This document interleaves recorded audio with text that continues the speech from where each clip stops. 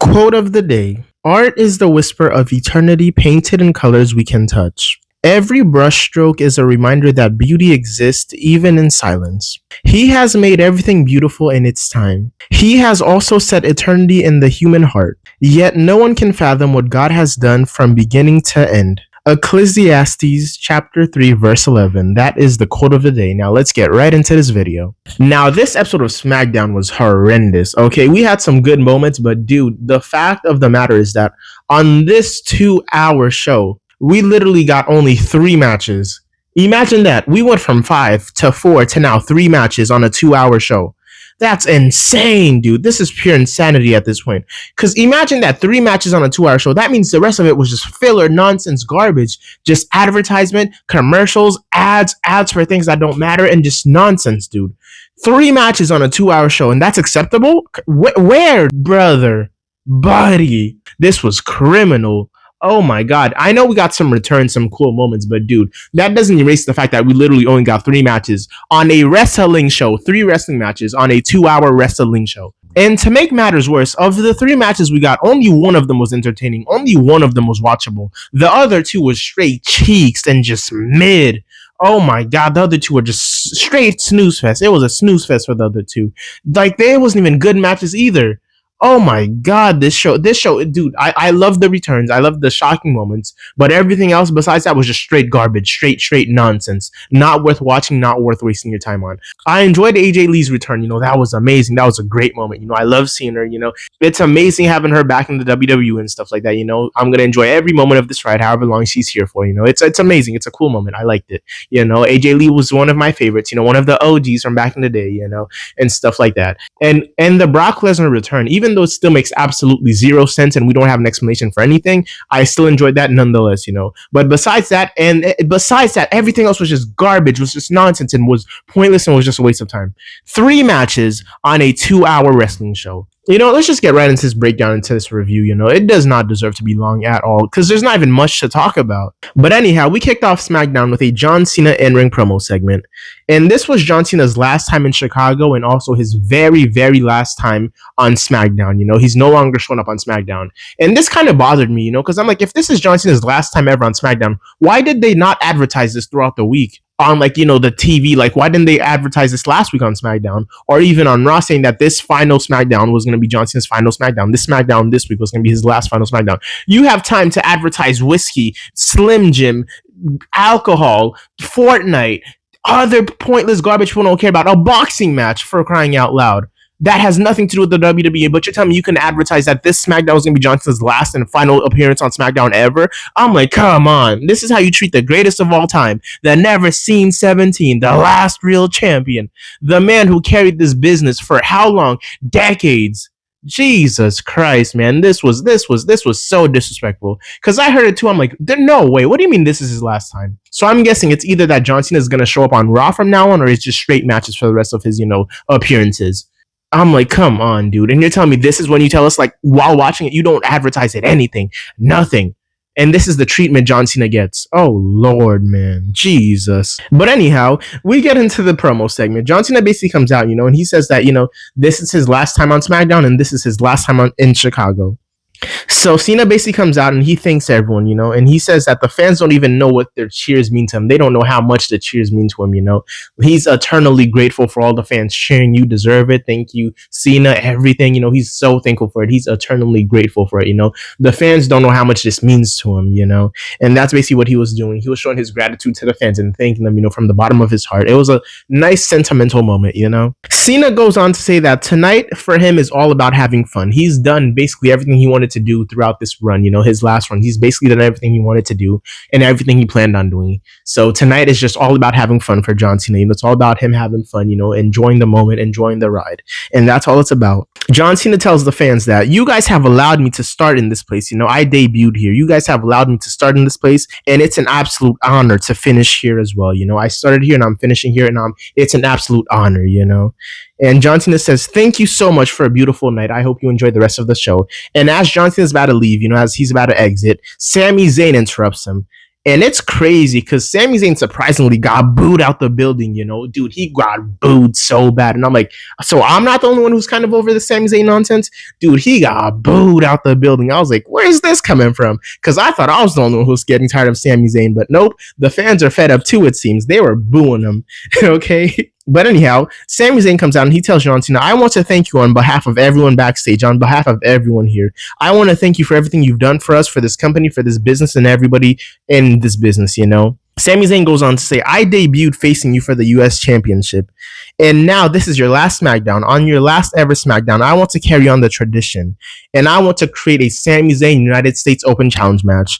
And John Cena, it would be an absolute honor to face you in this first ever Sami Zayn Open Challenge match. So John Cena, if you want some, come get some. So that's what Sami Zayn basically tells John Cena. It was a cool moment. I like the concept, but what bothers me, I'm like, this is John Cena's last ever SmackDown.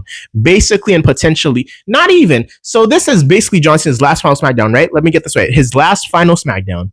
His last final match on SmackDown on top of that. And you're telling me he goes out facing Sami Zayn of all people? Golly. He couldn't even get like the man, really? John Cena's last ever match on SmackDown is against Sami Zayn, and WWE's happy with having that in its history books, in its record books. Having John Cena's last final match on SmackDown was against Sami Zayn. That's crazy. Oh my God. Anyhow, we move on and we get to the match, and it was John Cena versus Sami Zayn for the United States Championship. And one thing I'm noticing as of late is that John Cena has just been spamming other superstars' finishers, Like, it's cool to see, but also, like, you have the superstars he's facing just kicking out of every finisher. I'm like, I don't like that aspect of it. It's cool John Cena's hitting the finishers, but like, as soon as he hits them, they just kick out. Like, the finisher doesn't mean anything. I'm like, what? Well, that kind of bothers me, but I like seeing it.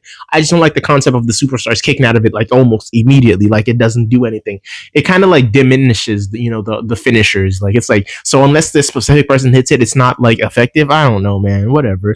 But anyhow, I was noticing that John Cena as of late has definitely been hitting other superstars finishers, In this match alone, we saw him hit a Kevin Owens pop-up powerbomb, a Kurt Angle slam, and even a CM Punk GTS, and he even topped it all off and hit a Roman Reigns spear in this match. He speared Sami Zayn. So I was like, that's pretty cool. I liked seeing it, But this match overall was very fun. It was very entertaining. I love seeing it. Sami Zayn hit John Cena with an AA. Sami Zayn was kicking out of finishers. Like, he kicked out of so many finishers. And I'm like, okay, Superman Zayn is back, Super Zayn is back. So he was kicking out of finishers right, left, and center. But it was a pretty cool match, And like John Cena said, he was just out here to have fun. He was just out here to enjoy the moment. And that's exactly what he did in this match. He was having fun. He was hitting new moves we've never seen before, hitting other finishers we've never seen before. He was just enjoying it, And at the end of the match, we finally saw John Cena hit the final AA, the nail in the coffin. He hit an avalanche AA on Sami Zayn, and Sami Zayn was out cold, If John Cena pinned him, it would have been 1, 2, 3 over. But John Cena hit the avalanche AA, and both men fell on opposite sides of the ring, and they were just laid out. And out of nowhere, we hear the Beast Incarnate Brock Lesnar's theme song, And Brock Lesnar's theme song hits, and Brock Lesnar comes out, and he absolutely destroys everyone. He pulls the referee out the ring. He hits Sami Zayn with an AA. He hits John Cena with 2 AAs. And the match ends up ending in no contest, because Brock Lesnar interfered. But before Brock Lesnar leaves, we get a final shot of Brock Lesnar telling John Cena, see you at WrestlePalooza. So, the match is official. Brock Lesnar will be facing off against John Cena at WrestlePalooza. And like I said, the only thing that's bothering me is that we've yet to get an explanation for any of this. We haven't gotten an explanation for why Brock Lesnar's here, why he returned, how he returned. We haven't gotten an explanation of why this feud is going on. Why is there rivalry between them? What led to this? We don't know. We don't even know why these men hate each other at this point in time. I know back in the day, they had a feud or whatever, but now time has passed. What's the beef here? What's the story here? Why do they hate each other? Why is Brock Lesnar all of a sudden attacking John Cena? Give us a reasoning behind this so we can get behind the story, so we can get into it. He just shows up and attack and leaves. And we still don't know why. We haven't even gotten a promo segment from these two. Come on, dude. And this is John Cena's last SmackDown. How's he supposed to build this nonsense up? Jesus, man. It's just questionable decision after questionable decision after questionable decision. Oh, God. But anyhow, after this, we got a Damian Priest versus Aleister Black match. So before the match even gets started, Aleister Black attacks Damian Priest from behind, and he leaves Damian Priest laid out. We go to commercial break and we come back and the match continues. And this match went on to be an absolute snooze fest, man. This was so mid. We only got like one cool spot, and it was when Damian Priest literally slammed Aleister Black on the announcer's table. And that was it. Everything else besides that was just boring, pointless. It was just, dude, this was so mid. This was so mid. Oh my god, dude. But anyway, at the end of the match, we saw Aleister Black. He ended up using the referee as a distraction, and he had to cheat to win the match. He cheated, used the referee as a distraction, and hit Damian Priest with a black mask, and he pinned him 1, 2, 3. And Aleister Black officially pinned and beat Damian Priest. And that was that. That was the match. Like I said, it was an absolute snooze fest. It was so mid. After this match, we got a video package segment from both Randy Orton and Drew McIntyre. And it was just these two men, Randy Orton and Drew McIntyre. They were just basically threatening each other, insulting each other, And it seems like this Cody Rhodes and Drew McIntyre feud has shifted directions. It has shifted focus. It seems like Drew McIntyre just feuding against Randy Orton now, since, Cody Rhodes can't be bothered to show up to even cut a promo. I'm like, come on, dude. You're having Drew McIntyre feud with someone who's not even here. So I guess WWE decided to change the focus around, switch the opponent, switch the story, because now it seems like Drew McIntyre's just feuding with Randy Orton until Cody Rhodes comes back, at least. So I'm like, whatever. After this, we got our third and final match of the night. It was Mia Chen versus Julia Gulia for the Women's United States Championship. And let me tell you, this was another snooze fest, and it would be disrespectful just to call this match mid. This match was more than mid. This match was so atrocious. This match was horrible, man. It would be disrespectful just to call it mid. Oh my god, this was a snooze fest. This match was so bad. This was a waste of time. The in-ring action was absolutely horrendous, man. I don't even know what I was watching. So this match, for most of it, was like a WWE Performance Center training match. This was so bad. It was so bad, man. Like, the moves felt off. Everything was off. The pacing was off. The moves looked weak. Some of them just looked silly, and you could clearly see most of them not even hitting on Julia's part, on Mia Chen's part. I'm like, dude, this was so bad. Oh my god. And to make matters worse, the crowd could not care any less, dude. They were absolutely dead quiet, silent for this match. The crowd could not care any less, dude. We were all just waiting to get past the segment to get to the AJ Lee return. We all knew it was going to happen. The crowd was just waiting for that. And this match was we were like, just get it over with. Man, people don't care about this nonsense. Skip, please, Jesus. But the fans could not care less about this match. Reasonably so, respectfully so, understandably so. This match was a snooze fest. But anyway, at the end of the match, Julia ended up hitting a goofy, silly looking running knee on Mia Chen for the win. And I'm like, that's not even her finisher. Why is she winning with a running knee? And it didn't even look impactful or anything. It looked so soft. It looked so ridiculous, man. I'm just so over this nonsense. Nobody cares at this point. But anyhow, after that, we got a awkward, forced backstage segment between Charlotte Flair and Alexa Bliss, and this was so weird. I don't even know what's the point of this. It was basically Charlotte Flair and Alexa Bliss, I guess, role-playing patient and doctor. It was so weird. Charlotte Flair was trying to make jokes, it just wasn't hitting. Alexa Bliss was trying to be funny, the jokes weren't hitting. And Charlotte Flair's acting throughout the segment was so off. It was so bad. Oh my god. I don't even know what the segment was. I don't even know why it was on the show. It led to nothing. It didn't further anything. It wasn't even funny. It didn't add any information. It didn't add any entertainment. This was so awkward and forced and weird, dog. This was so weird. This was so bad, Jesus. But anyhow, after that, we got to our final segment of the match. The main final segment. It wasn't even a main event match. It was just a talking final segment. And we got to the final segment, and it was Becky Lynch coming out with Seth Rollins. So Seth Rollins was basically hiding behind the fans. He was in a little special box in the fans area, just watching from the top of the arena, and he sent Becky Lynch out to do his bidding, to do the talking. So Becky Lynch got on the mic, and she just went on to say the same wash, rinse, and repeat nonsense she's been saying for the past couple of months at this point, that she's the best women's in-ring performer, blah, blah, blah, Sports Illustrated says it, blah, blah, blah, this and that says it, blah, blah, blah, I've done this and that, blah, blah, blah. Rinse, wash, and repeat. Wash, rinse, and repeat. She was just repeating the same thing we've heard 100,000,000 times at this point, man. It's getting boring at this point. Give her some new material or take the microphone away from her, because Jesus, stop wasting the fans' time, stop wasting our time, stop wasting my time. I can tell you what Becky Lynch is going to say before I even see her coming out, before I even hear her coming out, before she even gets a mic in her hand. That's how wash, rinse, and repeat it has gotten. Jesus. But buddy, let me tell you, Becky Lynch went on to speak fluent Japanese. She gave a masterclass lesson in yapology. She was just yapping and yapping and yapping and not talking about anything.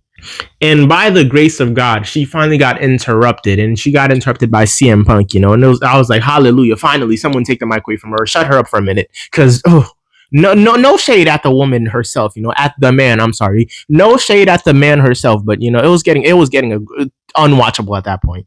But anyhow, she finally got interrupted by CM Punk. And CM Punk tells Becky Lynch once again, this isn't about you. It's about your coward of a husband, Seth Rollins. This has nothing to do with you, Becky Lynch. And I'm giving you one more chance to back out. This has nothing to do with you.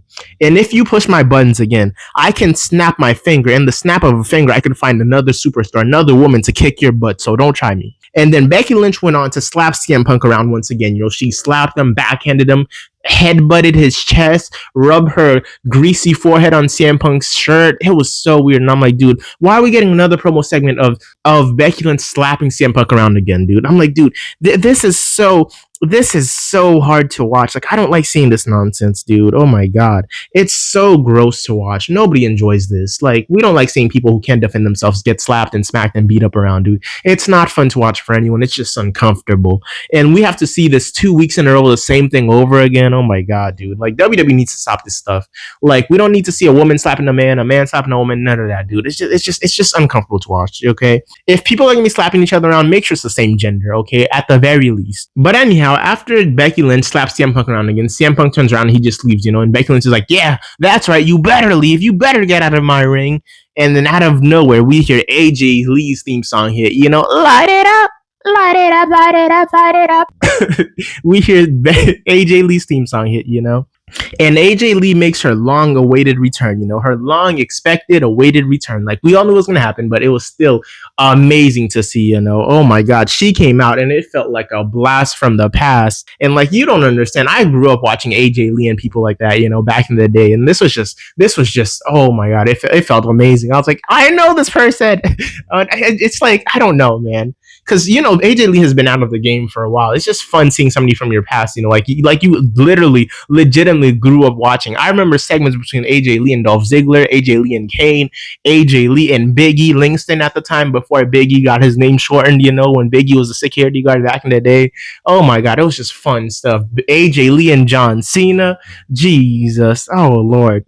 AJ Lee in the Divas Championship, AJ Lee and Natalya, AJ Lee and Paige. Dude, this was just a blast from the past, And AJ Lee came out and she was skipping around the ring and everything, her whole old gimmick and stuff like that. She was skipping around the ring and she was wearing the same attire too, dude. And let me just say, this was an amazing moment.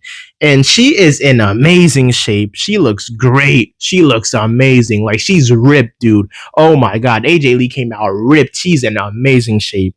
So AJ Lee makes her long-awaited return and she beats up Becky Lynch. She beats Becky Lynch silly. She gets her lick back, She gets Becky Lynch back for hitting on her husband, She beat Becky Lynch silly. Rightfully deserved.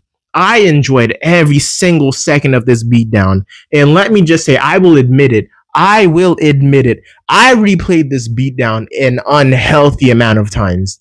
An unhealthy amount of times I replayed this beatdown segment. It was so well deserved. Dude, oh my God. I wish it went on for longer. I wish AJ Lee threw Becky Lynch around the ring for longer, She even got her slaps back. She beat Becky Lynch silly, okay? Silly. And like I said, I watched this. I replayed it an unhealthy amount of times. And I'm not even ashamed about it, okay? This was rightfully deserved. And that was your whole show. And that's how SmackDown ended, with AJ Lee standing tall, and celebrating with CM Punk. And it was a cool spot. AJ Lee was standing with the Women's Intercontinental Championship in her hand, which was a pretty cool shot. And yeah, that was that. AJ Lee made her return, Brock Lesnar made his return, and John Cena had his final SmackDown, and that was SmackDown this week, But anyways, overall, all the hype aside, all the returns aside, all the shocking moments aside, I would rate this episode a solid 4 out of 10. Like I said, we only got 3 matches, and of those 3 matches, only one of the matches was good, Only one of the matches was watchable. And besides that one match, we only got 2 passable promo segments, if we could even call it passable. Like, oh God. But anyhow, and I'll keep it 100 with you. The Brock Lesnar and AJ Lee return moments boosted this rating up a lot. And that John Cena match versus Sami Zayn. And the segment, the promo segment from them. Those 4 things. John Cena's promo segment with Sami Zayn, John Cena's match with Sami Zayn, Brock Lesnar's return, and AJ Lee's return. Those 4 little moments boosted up this rating a whole lot. But anyhow, I would rate this episode a solid 4 out of 10. You know, for the most part, it was just nonsense. But anyhow, that was my breakdown and my review of this week's episode of SmackDown. Thank you for showing up. Thank you for hearing me out. And thank you for being here. Like, comment, and subscribe if you want to. Like, comment, and subscribe if you'd like to. And like, comment, and subscribe if you choose to. As always, it's been a pleasure. I'm out.